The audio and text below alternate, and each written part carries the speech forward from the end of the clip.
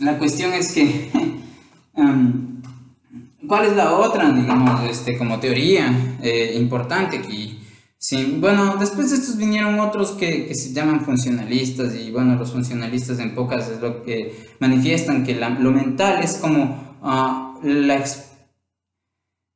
lo que se obtiene del el funcionamiento del cerebro. ¿No? ¿En qué sentido? Ya, imagínense que ustedes están en el teatro o viendo la tele o lo que sea. Ya. Entonces, mucha, el gringo que está salvando el mundo del coronavirus y que le dan como 7.000 millones de balas y pucha sale ileso y hace chistes y pucha de ley salva al mundo invadiendo algún otro país o alguna vaina ya. Es un cojudo que después va y se come una hamburguesa, va al baño, hace, duerme, nunca estuvo en un avión intergaláctico, ¿entienden? Ya. Entonces, digamos, ¿qué es la obra de teatro, ¿no es cierto? Toda esta historia proviene de cómo funcionó, digamos, el actor con los elementos, ¿no es cierto? Y entonces, digamos, ustedes ven una obra de teatro, por ejemplo, está una persona parada y luego está otra por allá y llega una de las dos y ¡tac! Le da una cachetada ya. El hecho de que estén dos personas de una al lado de la otra no implicaba que iban a funcionar de esa forma. El funcionamiento, y supónganse que eso está dentro de una obra de teatro, el funcionamiento, la obra de teatro en sí, la totalidad de la obra que ustedes están viendo corresponde a cómo funcionaron los elementos de la obra, los actores, ¿sí? Eso que está, ese funcionamiento, esa obra que vemos, en este caso teatral, eso sería el equivalente o el análogo a lo que está pasando en nuestra mente. La mente es como que el resultado de las funciones que hace el cerebro. ¿Ya? No tiene que ver con la relación en sí, ni tampoco tiene que ver solamente con las entidades que están relacionadas en sí, sino que en el estado de las cosas que se genera cuando el cerebro está funcionando. ¿Ya? Y para esto, digamos, consideran o hacen la analogía de que como que la mente es como el software, del hardware es como el cerebro, ¿no? Entonces, se avanza esta teoría un poco cuando, digamos, empieza a pensarse que, o sea, está como raro, ¿no? Como estas experiencias mentales, en efecto, ya sí están conectadas con lo físico, ¿no? Es como que sería todavía, a pesar de que tenemos esas teorías, algo que nos puede inquietar ya. Y dicen, "Oh, mira, o sea, chuta, de ley, ya les voy a decir cuáles son como que las principales objeciones que hay al respecto, ¿sí? Pero digamos algo que puede alentar a pensar que en efecto lo mental se reduce a lo físico, es el hecho de la computación, ¿sí? Entonces, bueno, primero que nada, ¿qué es computar? Computar es que se le provee de información a aquello que va a computar aquello que va a computar, un computador, digamos, una calculadora, ¿sí? Procesa la información y da un resultado. Entonces, ¿qué es computar? Pues procesar información de entrada para dar información de salida. Ahora, ¿qué está haciendo un cómputo? Bueno, pues yo puedo pensar tranquilamente que las moléculas que están moviéndose aquí, de alguna manera están procesando información de sus circunstancias iniciales para empezarse a mover y que su comportamiento es una información de salida que procesó la información de entrada que son las condiciones iniciales. Yo puedo pensar, digamos, que al hacer esto ya estoy haciendo un cómputo, ya, porque, digamos, estoy procesando cierta información, digamos, la información de la necesidad mía de hacer esto y lo que estoy dando de salida es este aplauso que, pucha, no sé si son sociólogos o están analizando mi clase de manera semiótica, no sé, alguna cuestión así, sacarán alguna cuestión de mi psicología interna de lo que aplaudí espontáneamente, ¿ya? ¿Entienden? Entonces, como que, bueno, computar parece que es como que en general cualquier cosa puede computar. ¿Ya? Entonces el cerebro sí está computando, porque bueno, si ustedes me preguntan cuánto es uno más uno, yo digo dos, ahí estoy haciendo una cuestión de computación.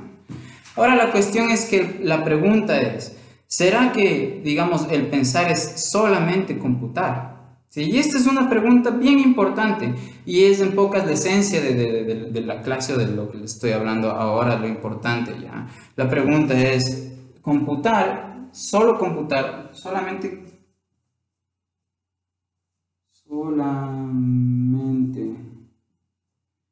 computar es pensar.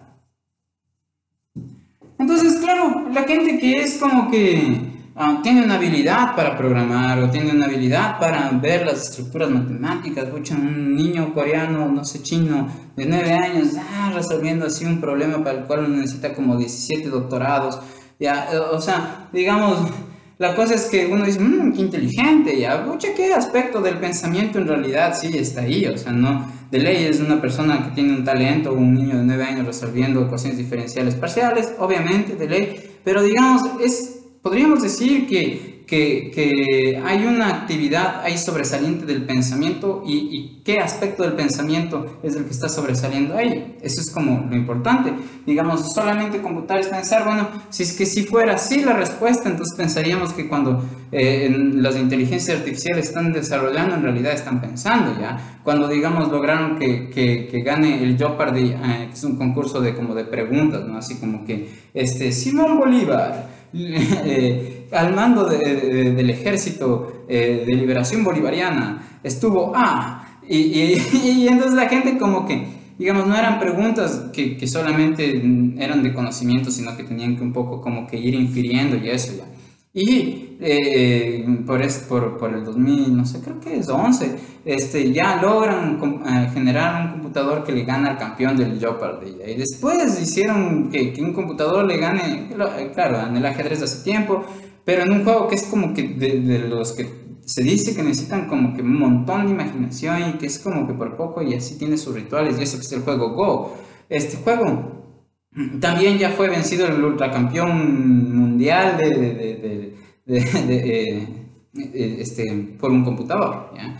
Entonces, y digamos también Turing desarrolla la prueba de Turing, que es el Turing, por si no saben, ¿no? Es científico que se hace como que concreta físicamente un computador, se dice que es el primero, aunque digamos antes ya hubieron varios intentos, por ejemplo Babbage en 1800, a finales de 1800 ya había planteado, digamos, como un computador mecánico. En cambio, man ya se hace como que uno eléctrico, ¿no? Y el Turing y empieza como que con eso a decodificar los mensajes alemanes y como que ayuda a que los alemanes no les hagan más a los ingleses en esa parte de la guerra, en la Segunda Guerra Mundial, ¿ya? Pero, digamos, Turing sí fue una persona muy brillante y eso. Y ahí, ¿qué es lo importante de esto que les iba a decir? Es que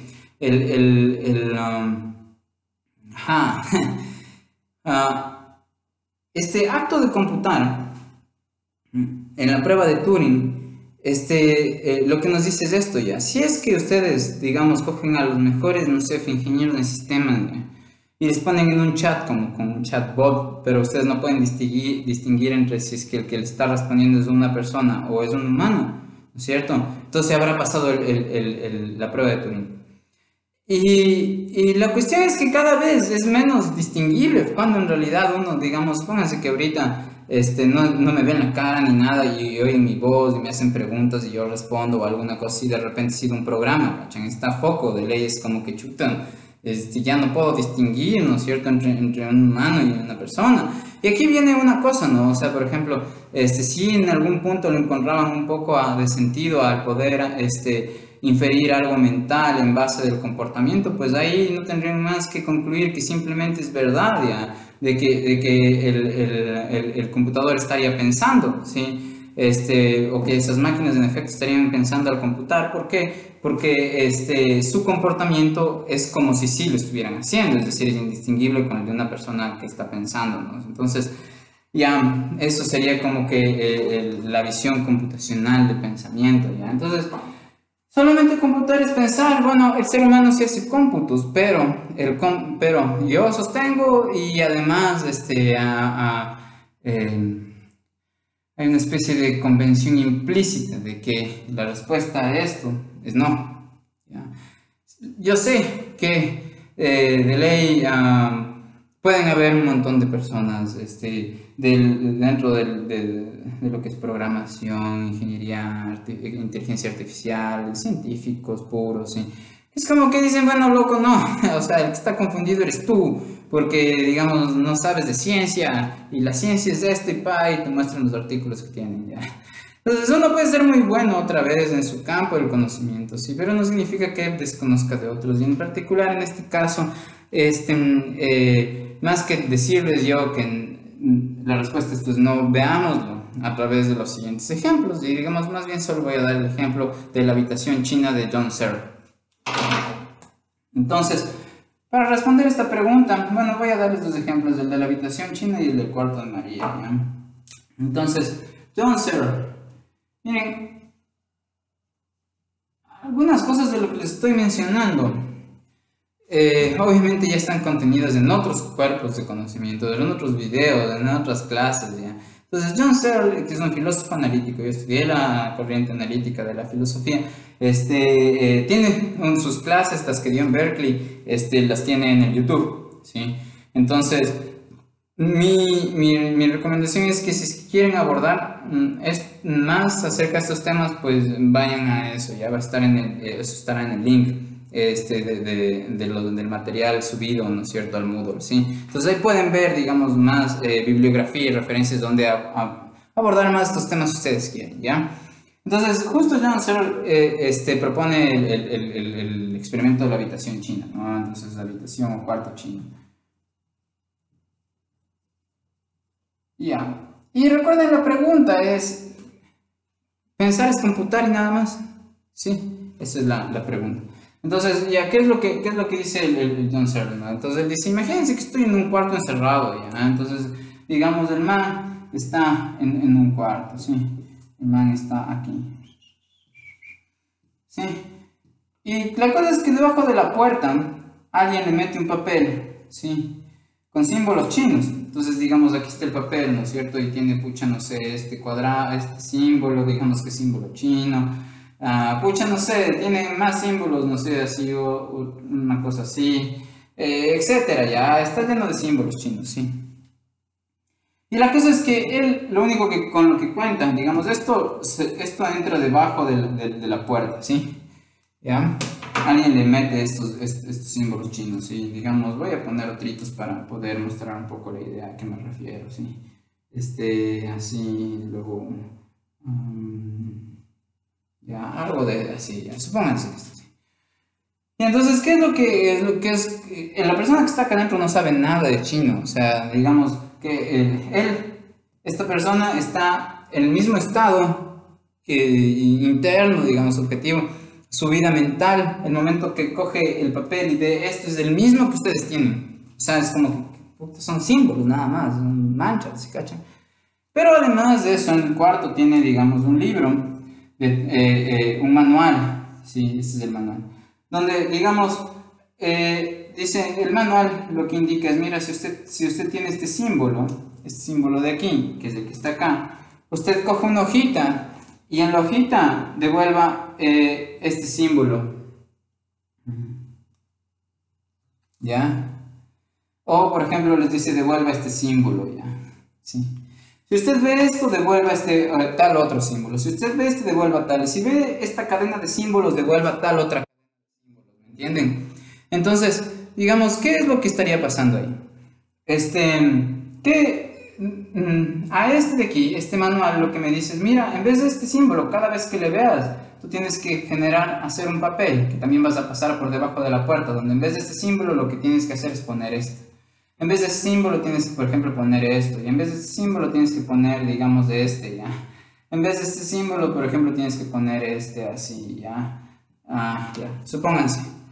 Entonces, ¿qué es lo que dice este manual? Este manual me dice que para cada símbolo de entrada o conjunto o cadenas de símbolos que yo encuentro en el papel de entrada, yo puedo devolver, me dice cuál es la cadena de símbolos que yo tengo que devolver de salida o escribir en el papel que voy a mandar de salida. Entonces me meten este papel y yo mando este papel. Estos símbolos para mí no significan nada, yo no entiendo qué está pasando, ¿sí? Yo no sé nada. Pero supóngase que lo que yo ingreso al cuarto es un problema, fregadazo de física nuclear. O pucha, no sé, qué hacer con respecto al COVID, pregunta esto, no sé. Y la salida es la respuesta científica, ¿no? La vacuna o alguna vaina así, ¿entienden? Entonces, o en el caso del problema de física nuclear, la hoja de salida es la respuesta al problema de física nuclear. Entonces, la cosa es que miren aquí, ¿Qué está haciendo esta persona? No entendió nada, pero sin embargo resolvió el problema. Entonces ahí está como que la parte importante, ¿ya? Entonces, como que, miren, parece que, digamos, poder procesar los símbolos, ¿sí? Dar una respuesta como lo haría un computador, no es pensar porque simplemente yo no entendí ni mierda de qué es lo que está pasando cuando devolví esta respuesta. No estoy pensando porque no sé ni siquiera qué es lo que estoy tratando de significar con estos símbolos. No estoy entendiendo nada, ¿sí? Entonces, miren, el computador puede resolver el problema que le den, pero de la misma forma no está entendiendo porque lo único que hace es como este tipo de manipulaciones, ¿ya? ¿Y por qué pasa esto, sí? Y la cuestión, y ese es como el punto importante, porque todas estas teorías fisicalistas, ¿sí? Las donde lo mental se reduce a lo físico, siempre tuvieron un problema y es el problema que hasta ahora no pueden como responder, ¿ya? Y el problema es la experiencia mental también tiene experiencias cualitativas, es decir, digamos, la sensación de dolor, la experiencia cualitativa de dolor en sí, la emoción de la tristeza, ¿sí? La sensación por ejemplo, la temperatura, cuestiones de esas, ¿ya? Todos los aspectos mentales tienen un aspecto que trasciende, digamos, la manipulación de símbolos simplemente, sino que es como que, digamos, la forma más cercana que podemos asir la realidad, ¿sí? El contacto directo digamos, nosotros como sujetos, a lo que tenemos acceso inmediato son estas experiencias mentales, aquello que aparece ante el ojo de la mente. Y las propiedades de lo mental sí difieren de las propiedades de lo material, en que las propiedades de lo mental tienen un aspecto de la experiencia que tiene que ver con la cualidad, ¿ya? Entonces, ¿a qué me refiero con esta cualidad o esos aspectos cualitativos de los que en general se le refiere como qualia? Estos aspectos se los puede notar, por ejemplo, con más claridad en el siguiente ejemplo, que es el ejemplo de la habitación de María, ¿ya? Entonces este otro también lo plantea un filósofo analítico que se llama Frank Jackson. Entonces Frank Jackson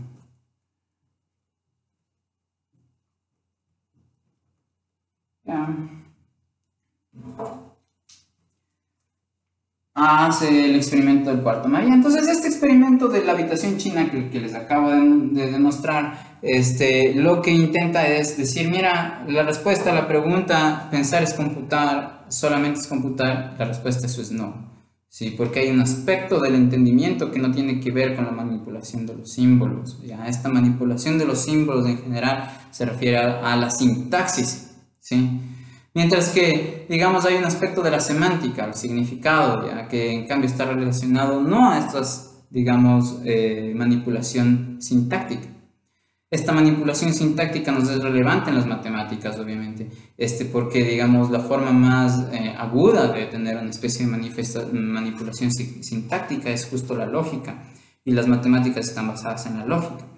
Ahora, la intención de mostrarles por qué pensar no es simplemente manipular los símbolos, tiene de fondo justo el hecho de que ustedes puedan concebir esta otra dimensión del pensamiento, que no tiene que ver con las clasificaciones de pensamiento inductivo, deductivo, o si es que le puse al estudiante en la zona de desarrollo, ¿cómo es? La zona de aprendizaje inmediato, no sé qué. No, tiene que ver con otras cosas. Y en este caso es justo con el aspecto cualitativo de la experiencia que no puede ser plasmado o añadido a la sintaxis, ¿ya? Entonces, ¿a qué me refiero con el aspecto cualitativo, ¿ya? Entonces, en el caso de la habitación de María, ¿ya? Que plantea Frank Jackson, entonces tiene un cuarto donde adentro del cuarto se encargaron de que chute esté todo gris, ¿ya? Estos son experimentos mentales, ¿no? Es decir, digamos, no es que hicieron el experimento en realidad, alguien pensó que debería hacerlo, ¿ya? Ahora, ¿cómo se lleva a cabo un experimento mental? Pues permitiendo que el experimento mental, que en el experimento mental solamente se desarrollen aquellas consecuencias y solamente las consecuencias de los principios fundamentales que uno está asumiendo en el experimento. ¿Ya? No puede añadirle nada más ni nada menos, ¿sí? Entonces, bueno, experimentos mentales hay un montón, digamos, Einstein hizo algunos antes tal vez son los famosos de experimentos mentales en el caso de la física, sí, antes de plantear sus dos teorías importantes de la relatividad y especial y general, ¿ya? Entonces, digamos aquí en este cuarto, en cambio, todo es gris. Sí, todo es gris y no hay nada que no esté en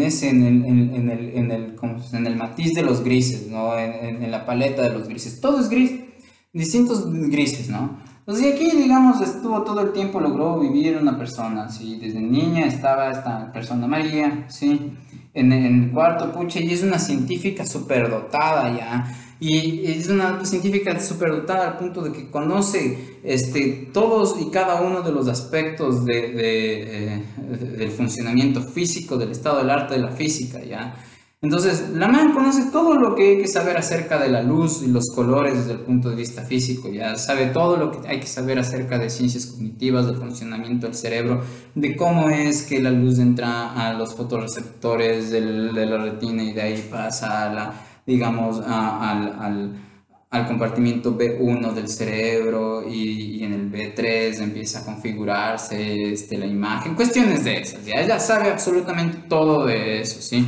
Y, digamos, ha tenido experiencia sensorial visual solamente el color gris. Ya un día la man es grande, ella sabe todo acerca del color, lo que le puede decir la ciencia, tal, la man sale, ¿sí? Y está dando un paseo y de repente ve por primera vez el color azul del cielo. Y la cosa es que ella sabía, acá dentro en este cuarto, todo lo que la ciencia le puede decir acerca del color azul, ¿sí? Pero el rato que sale, la pregunta es, ¿está ganando algo? Y cuando ve por primera vez el azul, ¿está ganando? ¿Hay algo extra en el estado del conjunto de experiencias mentales, en su vida mental hay algo extra? Si es que, digamos, todo lo que sucede a nivel físico y que está explicado por la ciencia, por la física, digamos, ¿por qué hablo de la física tanto? Porque el resto de las ciencias se supone que se reducen a la física, ¿no? Es el pensamiento reduccionista en general, ¿no? O sea, la química se puede reducir a la física, reducir aquí en un sentido bien parecido al que estaba hablando, ¿no? Es decir, que los conceptos de la química en pocas pueden, los fundamentales de ellos terminar explicándose o podemos evitar usar los conceptos o los ítems que usan en el lenguaje de los químicos hablando en términos físicos y digamos los biológicos pueden dejar de usar ítems miren, en cada ciencia uno tiene digamos aquello que se llama las clases naturales. Ya las clases naturales son como los elementos básicos explicativos de su ciencia. Entonces supónganse que los químicos tendrán como base explicativa de ciencia, por ejemplo, la entalpía, la entropía, digamos, la reducción, oxidaciones, cuestiones así, ¿no es cierto? Y todos estos, digamos, y qué es lo que pasa a nivel molecular y electrónico, se piensa que puede ser explicado por la física. Y como todo lo biológico piensan que pueden explicarlo a través de lo químico, entonces lo biológico se explica en lo químico y lo químico en lo físico, entonces por eso piensan que las ciencias al final de cuentas, al menos las ciencias que corresponden a o que crecen en su campo de conocimiento a través de la experiencia sensible, es como que se reducen a la física. Ya las matemáticas tienen otra naturaleza y de eso hablaré en otro video, pero digamos, para mí es evidente que la persona que estuvo todo el tiempo viendo aquí gris y a pesar de que sepa todo lo que dice saber o que se pueda saber acerca de científicamente o físicamente acerca del color azul, el rato que salió y vio en efecto el color azul, la experiencia visual, tiene una experiencia cualitativa ahí que acá adentro no había. Entonces, digamos, a esto me refiero con la experiencia cualitativa, aquello que gana cuando en efecto ve el color azul y no solamente conoce todo lo que tiene que saber de la ciencia a través acerca del color azul. Entonces, ¿por qué es importantísimo esto? Porque, digamos, las matemáticas, miren, Aristóteles se da cuenta. Aristóteles es uno de los pensadores cumbres de la cultura occidental, ¿sí? Como que los pilares básicos de la cultura occidental es lo que sucedió en Grecia, ¿no? Con sus pensadores, ¿sí? Con los filósofos, ¿ya? Entonces, digamos, Aristóteles, es difícil que haya en Occidente alguien que tenga tanta influencia, digamos, en el pensamiento, digamos, de cultural, educado o académico, ¿sí? En la historia de Occidente, ¿sí? Entonces, ¿qué es lo que pensaba Aristóteles? Digamos, Aristóteles notaba que todos los casos concretos de cierta forma de pensar tenían la misma estructura y extrajo esa estructura. Cada vez que yo, digamos, decía, bueno, todos los hombres tienen corazón, y luego digo, yo soy hombre, entonces yo puedo concluir que yo tengo corazón. Digamos, las personas casadas tienen su pareja, ¿sí? Entonces, supónganse que es cierta esa afirmación. Entonces yo cojo y digo, bueno, yo soy una persona casada, entonces yo tengo pareja, por ejemplo, ¿sí? ¿Ya? Entonces, supónganse que pasara eso, ¿ya? Que pusiéramos esos ejemplos, ¿sí? Entonces, en esos ejemplos lo que se ve es que la forma en cómo se estructuran esos argumentos, que manifiestan una forma de pensar, tienen algo en común, ¿ya? Entonces, lo que tienen en común es que se afirman de la siguiente forma, ¿no? Todos los S son P, algo es S, entonces uno puede concluir que ese algo es P. Entonces lo que dice es, mira, si nosotros usamos este patrón y hacemos que S y P sea cualquier cosa, siempre vamos a terminar concluyendo, vamos a ver de manera natural que es posible concluir esto. Es decir, siempre que esto de aquí sea cierto y esto de aquí sea cierto para cualquier S y P que yo ponga ahí, que sean calificables de ser verdaderas o falsas, o en otras palabras son proposiciones, yo sé que puedo concluir o que se me va a hacer concluir, natural concluir esto, ¿sí? Entonces, piensa en lo que sea, ya todos los estudiantes de ciencias experimentales que están cogiendo matemáticas 2 en el IGEM, digamos, son estudiantes de la carrera de ciencias, todos los estudiantes que cogen matemáticas 2 en ciencias experimentales son estudiantes de la carrera de ciencias experimentales, ¿cierto? Ya, entonces, ustedes pueden decir algo, pueden ser yo en particular, dicen, yo soy una persona que está tomando ciencias experimentales, matemáticas 2, ¿sí? Entonces puedo concluir que, digamos, yo soy parte de esa carrera, de la carrera de ciencias experimentales. Hacen eso con cualquier proposición SP y van a notar que una vez que consideran que esto es cierto y una vez consideran o saben que esto es cierto, entonces se les va a hacer natural concluir esto de acá.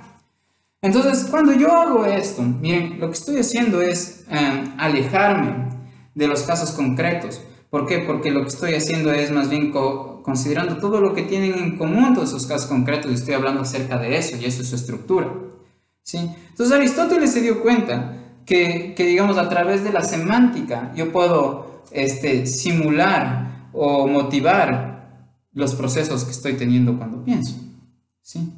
Entonces, y eso, hacer una simulación del pensamiento, que es lo mismo que hacen de manera ya más avanzada los computadores que ganaron el Go, que ganaron el Jeopardy, ¿sí? Nuestras inteligencias artificiales que tenemos ahora, ¿sí? Lo que hacen es manipular estas estructuras y pueden simular el pensamiento. Ahora, estas estructuras de aquí, ¿por qué digo que son alejadas de lo concreto? Porque aquí S y P no se refieren a absolutamente nada en particular, en concreto, sino que, digamos, no se refieren en especial a cuando, o esto de aquí no es solamente cierto para cuando S es la proposición, yo estudio, bueno, S. Supónganse que S digo que es la proposición que estudian, o la oración que estudian Mate 2, ¿ya? Todos los que estudian Mate 2, pónganse.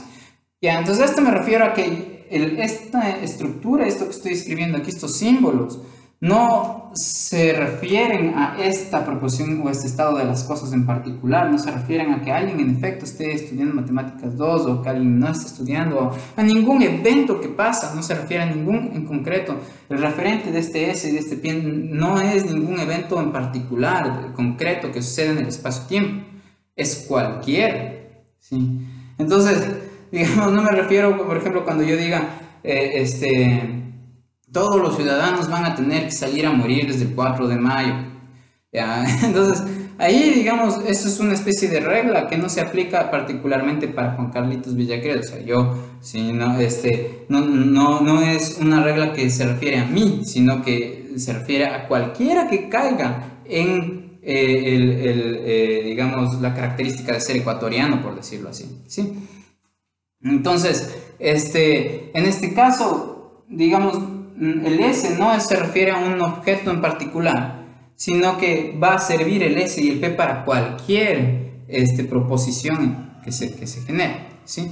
Entonces es la diferencia, digamos, porque, digamos, en la lógica o en esta parte que es como la sintaxis, ya, la sintaxis se refiere no a objetos, digamos, concretos, sino a objetos abstractos. Otra vez, lo abstracto es aquello que uno extrae de todo lo que es común.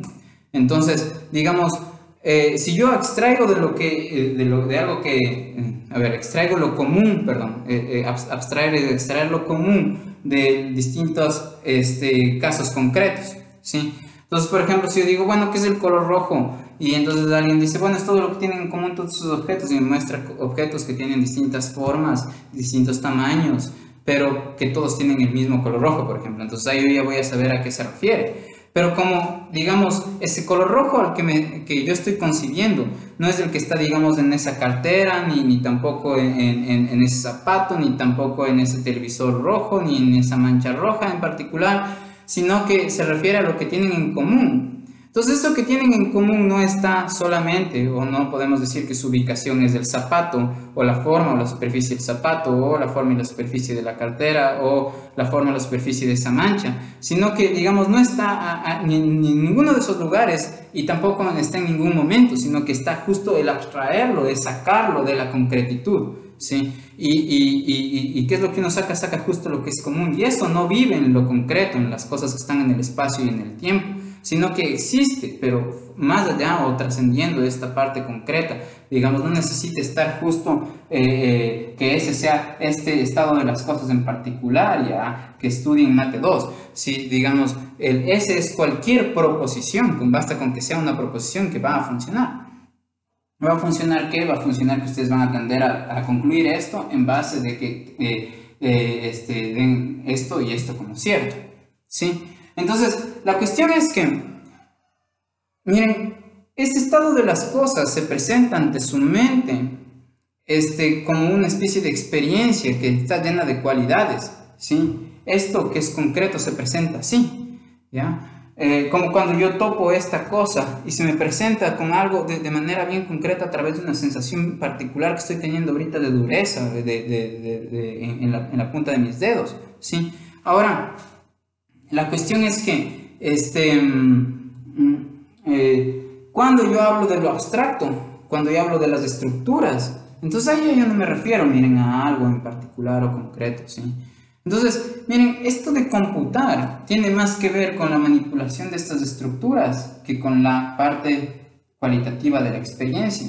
Sin embargo, cuando uno piensa y cuando uno está entendiendo algo, lo que, digamos, sucede no es solamente la manipulación simbólica o el notar cuestiones abstractas, como donde uno arranca de lo concreto estructuras, la estructura común a todas esas entidades concretas.